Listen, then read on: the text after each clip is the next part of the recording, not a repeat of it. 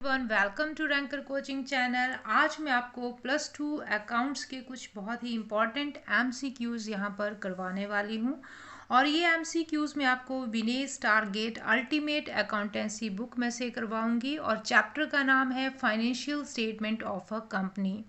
तो चलिए first question देखते हैं। फर्स्ट क्वेश्चन है the balance sheet provides information about the financial position of an enterprises. तो यहाँ पर ऑप्शंस गिवन है over a period of time, during a period of time, for a period of time and at a point of time.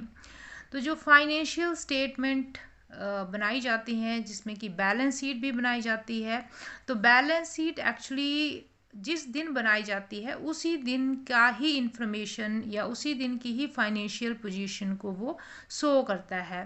तो यहाँ पर सही option होगा at the point of time, यानी कि एक दिन का, जिस दिन वो बैलेंस शीट बनाई जा रही है उस दिन का ही वो फाइनेंशियल पोजीशन दिखाएगा बैलेंस शीट। तो सही ऑप्शन डी होगा।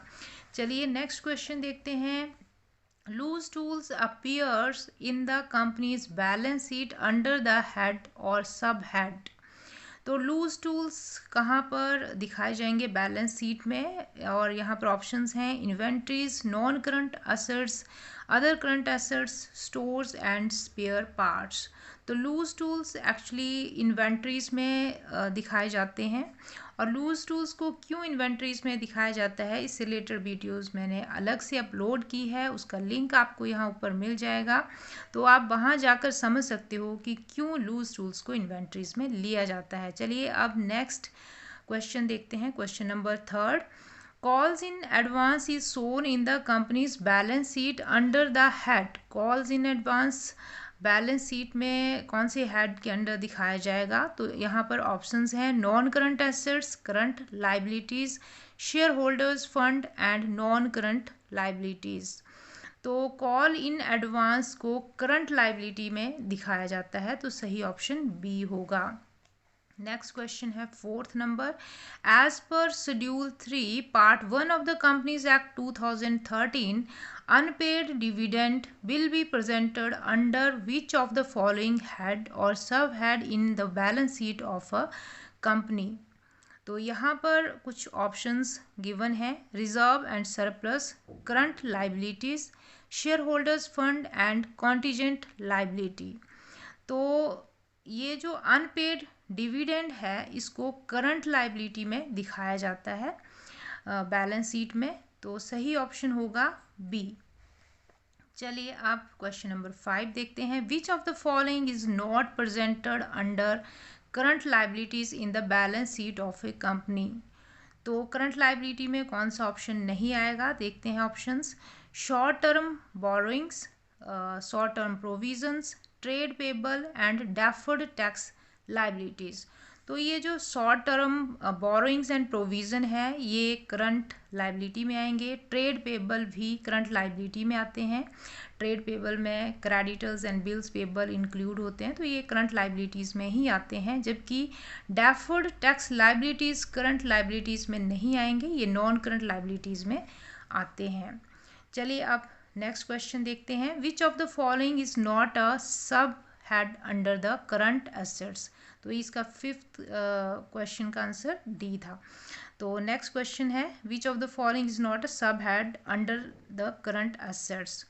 तो करंट एसेट्स में इनमें से कौन सा सब हेड नहीं है, तो यहाँ पर ऑप्शंस गिवन है cash and cash equivalent, trade marks, short term loan and advances and inventories.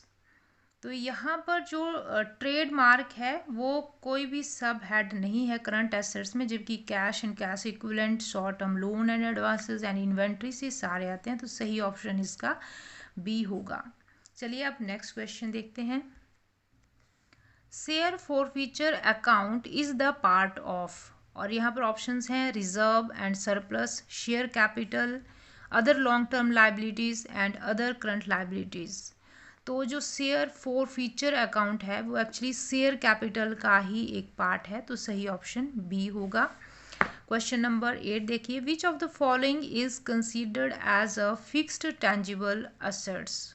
तो यहाँ पर ऑप्शंस हैं capital advances, provision for warranties, capital work in progress, income received in advance. तो यहाँ पर capital advance first option given है, तो ये एक्चुअली लोन एंड एडवांस के अंडर आता है। ये किसी भी एसेट्स को प्रोक्योर करने के लिए जो एडवांस में पेमेंट की जाती है वो यहाँ कैपिटल एडवांसेस में आएंगी। तो ये under the head loan and advances में दिखाया जाएगा इसको। And provision for warranties and income received in advance, actually ये लाइबिलिटी हैं दोनों, तो ये भी फिक्स्ड टेंजिबल एसेट्स नहीं होंगी। और capital work in progress actually fixed tangible assets में आएगा, यानी कि कोई भी एसेट्स है अंडर कंस्ट्रक्शन है, रेडी टू यूज़ नहीं है, तो वो फिक्स्ड टेंजिबल एसेट्स में ही आएंगी। तो सही ऑप्शन बी होगा। क्वेश्चन नंबर 9 देखिए, a set of financial statement as per section 240 of the company's act 2013 does not include. तो यहाँ पर ऑप्शंस गिवन है balance sheet, notes to account, profit and loss account and ratio analysis. तो इसका जो सही option है वो डी है। एक्चुअली फाइनेंशियल स्टेटमेंट में profit and loss account, balance sheet and notes to account आते हैं, रेशो एनालिसिस नहीं इंक्लूड होता। अब क्वेश्चन नंबर 10 देखिए, share capital does not include. Share capital में क्या इंक्लूड नहीं होता? Share issued through private placement, share issued to promoters in cash payment, share issued for consideration other than cash, and D option है calls in arrear amount on shares. तो यहाँ पर share जो भी इशू किए गए हैं, चाहे वो प्राइवेट प्लेसमेंट की गई है, प्रमोटर्स को दिए गए हैं, कंसिडरेशन अदर देन कैश हैं, जो शेयर इशू किए गए हैं वो शेयर कैपिटल में ही आते हैं। लेकिन जो कॉल्स इन एरियर अमाउंट है, यानी कि शेयर के ऊपर जो अमाउंट अभी रिसीव नहीं हुई है, वो शेयर कैपिटल में इंक्लूड नहीं होती। तो डी ऑप्शन यहाँ पर सही ऑप्शन है। Share capital does not include calls in arrear amount on shares. Question number 11 है, which of the following is the fixed tangible intangible assets. Fixed intangible assets कौन सी हैं? Photocopier, printer for office use, computers, mast heads and publishing titles. तो ये जो photocopier, printer and computer, ये तो physically exist करते हैं, ये टेंजिबल हैं।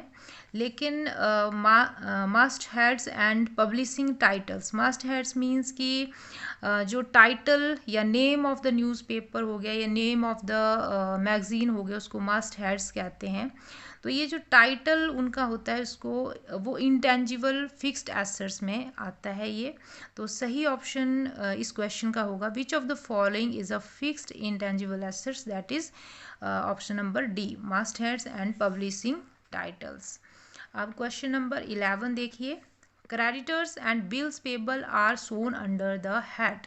तो क्रेडिटर और बिल्स पेबल को एक्चुअली हम दोनों की अमाउंट को इंक्लूड करें तो वो ट्रेड पेबल में आ जाता है। तो यहाँ पर ऑप्शंस हैं provisions, current assets, other current liabilities and trade payable. तो सही ऑप्शन है ट्रेड पेबल। क्वेश्चन नंबर 13 है, security premium reserve is shown under. Security premium reserve show किया जाएगा, यहाँ पर कुछ ऑप्शंस गिवन है, short term provision, current liabilities, reserve and surplus, share capital. तो एक्चुअली जो रिजर्व हैं वो रिजर्व एंड सरप्लस के अंडर ही शो किए जाते हैं। तो सही ऑप्शन बी ऑप्शन होगा। अब क्वेश्चन नंबर 14 देखिए, goodwill is a fictitious assets, fixed intangible assets, current assets and none of these. यहाँ पर ऑप्शंस गिवन है, तो सही जो इसका ऑप्शन है वो बी होगा, फिक्स्ड इनटेंजिबल एसेट्स। तो बी ऑप्शन सही ऑप्शन है। क्वेश्चन नंबर 15 देखिए, in a company's balance sheet assets are shown in the order of permanence, liquidity, market value और नन ऑफ दिस। तो इसका जो सही ऑप्शन है वो परमानेंस होगा। तो कंपनी की बैलेंस शीट में एसेट्स को परमानेंस बेस पर दिखाया जाता है, मतलब कि जो ज़्यादा परमानेंट एसेट है, ज़्यादा टाइम तक रहने वाली है, उसको पहले दिखाया जाएगा, और जो लीस्ट परमानेंट है उसको बाद में दिखाया जाएगा। तो सही ऑप्शन ए होगा। क्वेश्चन नंबर 16 है claim against the company's not yet acknowledged as debt is a, यानी कि ऐसा डेट जो कि अभी तक एक्नॉलेज नहीं है, यानी कि ऐसा कोई क्लेम जो कि फ्यूचर में वो क्लेम अराइज हो भी सकता है और नहीं भी हो सकता, तो वो कहाँ आएगा? Current liability, provision, reserve and surplus and contingent liability. तो सही ऑप्शन इसका होगा डी, कंटीजेंट लाइबिलिटी में उसको दिखाया जाएगा, यानी कि इस तरह का कोई भी लाइबिलिटी जो कि अराइज हो भी सकता है और नहीं भी हो सकता, वो कंटीजेंट लाइबिलिटी में आता है। क्वेश्चन नंबर 17 देखिए, which of the following is not shown under the heading of reserve and surplus. तो रिजर्व एंड सरप्लस में कौन सा ऑप्शन यहाँ नहीं आएगा? Capital reserve, security premium reserve, capital redemption reserve and bill of exchange. तो यहाँ पर जितने भी रिजर्व हैं वो रिजर्व एंड सरप्लस हेड में आएंगे, लेकिन जो बिल ऑफ एक्सचेंज है वो रिजर्व एंड सरप्लस हेड में नहीं आएगा, तो सही ऑप्शन डी होगा। नेक्स्ट क्वेश्चन 18 नंबर है, आइडेंटिफाई द करेक्ट स्टेटमेंट। सही स्टेटमेंट आपको यहाँ चूज करनी है। Bank overdraft is a long term borrowings. तो bank overdraft actually short term borrowings होती है, तो ये सही नहीं है। Prepaid expenses are shown under other current assets. तो ये सही है, प्रीपेड एक्सपेंसेस को अदर करंट एसेट्स में दिखाया जाता है, तो सही ऑप्शन बी होगा। आगे सी था, debenture issued are current liability. तो ये करंट नहीं है, नॉन करंट है। Dividend is paid on debenture. तो डिविडेंड एक्चुअली शेयर के ऊपर पे किया जाता है, डिवेंचर्स के ऊपर इंटरेस्ट होता है, तो सही ऑप्शन यहाँ पर बी होगा। Prepaid expenses are shown under other current assets. Question number 19 देखिए, which of the following is not shown under the head of reserve and surpluses. और ऑप्शंस हैं share options, outstanding account, loss shown by statement of profit and loss, revaluation reserve and debenture redemption investment. तो यहाँ पर reserve and surplus में क्या नहीं आएगा वो पूछा गया है। तो ये जो शेयर ऑप्शन आउटस्टैंडिंग अकाउंट है वो भी रिजर्व एंड सरप्लस में आता है, रीवैल्यूएशन रिजर्व भी रिजर्व में आएंगे, loss shown by statement of P&L ये भी सरप्लस में ही आता है, रिजर्व एंड सरप्लस में। एंड डिवेंचर रिडम्पशन इन्वेस्टमेंट, यहाँ पर इन्वेस्टमेंट लिखा हुआ है, ठीक है। अगर यहाँ पर रिजर्व होता तो ये यहाँ पर रिजर्व में आता, लेकिन अगर ये डिवेंचर रिडम्पशन इन्वेस्टमेंट है तो ये रिजर्व एंड सरप्लस में नहीं आएगा, तो सही ऑप्शन होगा डी। चलिए अब क्वेश्चन नंबर 20 देखते हैं, which of the following is not a part of capital reserve. Capital reserve का पार्ट कौन सा ऑप्शन नहीं है? तो फर्स्ट है gain on sale of non current investment. तो कोई नॉन करंट इन्वेस्टमेंट थी, उसको सेल किया गया और उससे कुछ गेन हुआ, वो पैसा कहाँ ट्रांसफ़र होगा? कैपिटल रिजर्व में। इसी तरह से गेन ऑन री issue of forfeited share, share forfeit किए गए और जितने अमाउंट के शेयर थे उससे ज़्यादा पर उनको आगे रीइशू कर दिया गया, तो गेन हुआ, वो भी कैपिटल रिजर्व में ही ट्रांसफ़र किया जाएगा। आगे gain on sale of current investment, तो जो करंट इन्वेस्टमेंट के ऊपर जो भी गेन हुआ वो भी कैपिटल रिजर्व में आएगा। आगे है D option, gain on sale of goods and services. तो गुड्स एंड सर्विसेज एक्चुअली क्या है? जो हम रॉ मटेरियल खरीदते हैं उसके ऊपर वर्क करते हैं और आगे फिनिश्ड प्रोडक्ट रेडी करके आगे फर्दर उसको सेल करते हैं, तो उसको बेच के जो आता है वो प्रॉफिट होता है, ठीक है, वो सरप्लस में दिखाया जाता है, तो वो यहाँ कैपिटल रिजर्व में ट्रांसफ़र नहीं होगा। प्रॉफिट को actually reserve and surplus head में दिखाया जाता है, तो इस क्वेश्चन का सही ऑप्शन डी होगा। Which of the following is not the part of capital reserve, gain on sale of goods and services. Question number 21 देखिए, which of the following will be correctly associated with this statement. Company purchases its own share, company अपने ही share purchase कर रही है।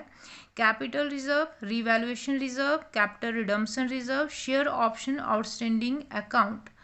तो अपने ही share को purchase करने के लिए कैपिटल रिडम्पशन रिजर्व से पैसा यूज़ किया जाता है, तो सही ऑप्शन है सी।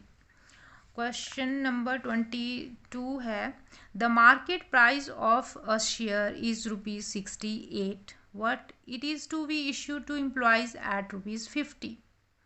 यानी कि मार्केट प्राइस ₹68 था और एम्प्लॉयज़ को इशू किया गया ₹50 में।